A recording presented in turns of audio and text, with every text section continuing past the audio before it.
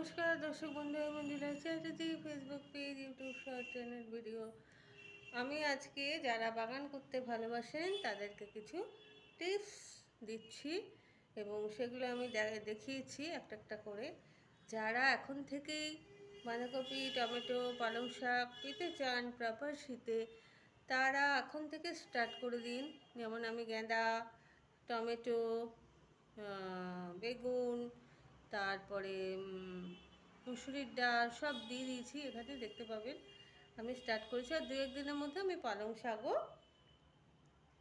বীজ ফেলে দেব, কারণ অতিরিক্ত ঠান্ডায় কিন্তু কোনো কিছু বাড়তে চায় না, হতে চায় না। এটাই হচ্ছে এখন উপযুক্ত সময়।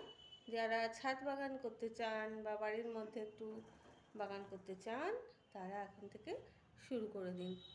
ধন্যবাদ।